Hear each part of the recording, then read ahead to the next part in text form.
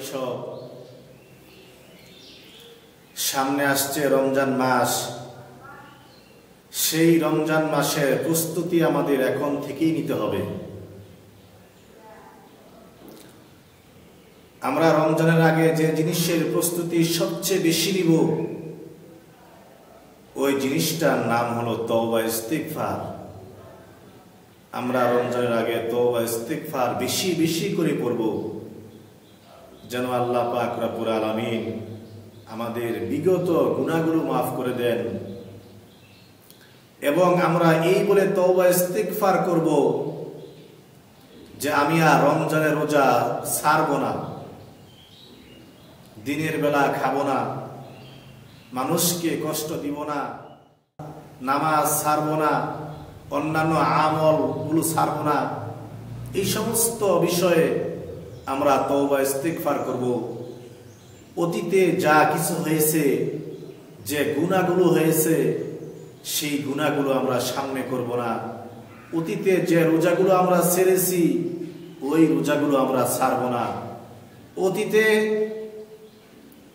যত পাপ করেছি, অন্যায় করেছি, যত কিছু করেছি, এগুলা সামনে আর করব না।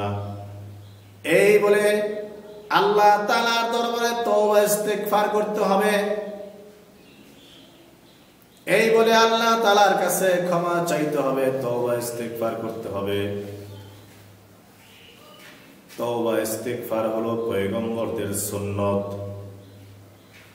সমস্ত পয়গম্বর আলাইহিস সালাতু ওয়াস সালাম তওবা ইস্তিগফার করেছেন, অথচ পয়গম্বর আলাইহিস সালাতু ওয়াস সালামরা ছিলেন নিষ্পাপ, মাসুম। তাদের জীবনে কোনো গুনাহ ছিল না, তাদের জীবনে কোনো অন্যায় ছিল না, তাদের জীবনে কোনো অপরাধ ছিল না। এরপরেও পয়গম্বর আলাইহিস সালাতু ওয়াস সালামরা আল্লাহ তাআলার কাছে তওবা করেছেন, ইস্তিগফার করেছেন। হযরত আদম আলাইহিস সালাতু ওয়াস সালাম আল্লাহ তাআলার কাছে তওবা করেছেন, রব্বানা যালামনা আনফুসানা ওয়া ইন লাম তাগফির লানা ওয়া তারহামনা লানাকুনান্না মিনাল খাসিরিন। হে আল্লাহ, হে আমাদের প্রতিপালক, আমরা নিজেদের উপর জুলম করেছি, অন্যায় করেছি, অবিচার করেছি।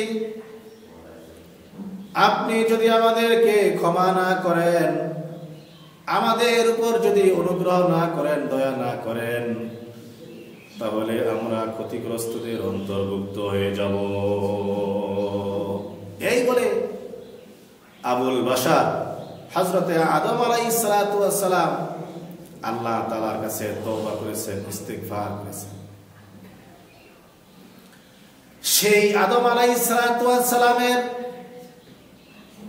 তওবা আল্লাহ তাআলার কাছে এত পছন্দনীয় হয়েছে, এত গ্রহণযোগ্য হয়েছে, এত ভালো লেগেছে, যার কারণে আল্লাহ তাআলা হযরতে আদম আলাইহিস সালামের তওবা কোরআন শরীফের মধ্যে উল্লেখ করে দিয়েছেন,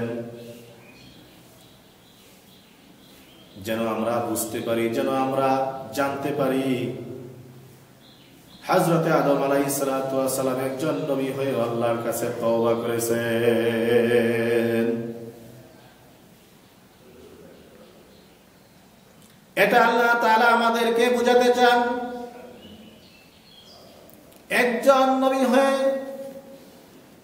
একজন পয়গম্বর হয়ে যদি আল্লাহ তাআলার দরবারে তওবা করতে পারে, যদি আল্লাহর কাছে ক্ষমা চাইতে পারে, তাহলে তোমরা সাধারণ মানুষ হয়ে কেন আল্লাহ তাআলার কাছে তওবা করতে পারবে না? এটা আল্লাহ তাআলা মানুষকে শিক্ষা দিয়েছেন, জানিয়েছেন, বুঝিয়েছেন, তিনি তওবা করেছেন, তোমরাও তওবা করো। এমনকি হযরত মুহাম্মদ রাসূলুল্লাহ সাল্লাল্লাহু আলাইহি ওয়াসাল্লাম আল্লাহ তাআলার কাছে তওবা করেছেন। রাসূলুল্লাহ সাল্লাল্লাহু আলাইহি ওয়াসাল্লাম বলেছেন, قال رسول الله صلى الله عليه وسلم يا أيها الناس توبوا إلى الله فإني أتوب إليه في اليوم 100 مرة। হে লোক সকল, তোমরা আল্লাহ তাআলার কাছে তওবা করো, কেননা আমি প্রতিদিন আল্লাহ তাআলার কাছে 100 বার তওবা করি। যিনি খাতামুন নাবিয়্যিন, ইমামুল মুরসালিন, যার সামনের পিছনের সমস্ত গুনাহকে আল্লাহ তাআলা ক্ষমা করে দিয়েছেন, যে নবী বেহেশতে প্রবেশের আগে কোন নবীরা বেহেশতে প্রবেশ করবে না, যে নবী সুপারিশের আগে কোন নবী সুপারিশ করার সাহস পাবে না, সেই নবী আল্লাহর কাছে প্রতিদিন 100 বার তওবা করেছেন। এখানে পয়গম্বর আলাইহিস সালাতু ওয়াস সালাম বুঝিয়েছেন, আমি নিষ্পাপ হয়েও আল্লাহর কাছে 100 বার তওবা করি, তোমরাও আল্লাহর কাছে 100 বার তওবা করো, তোমরাও আল্লাহর কাছে তওবা করো। সেই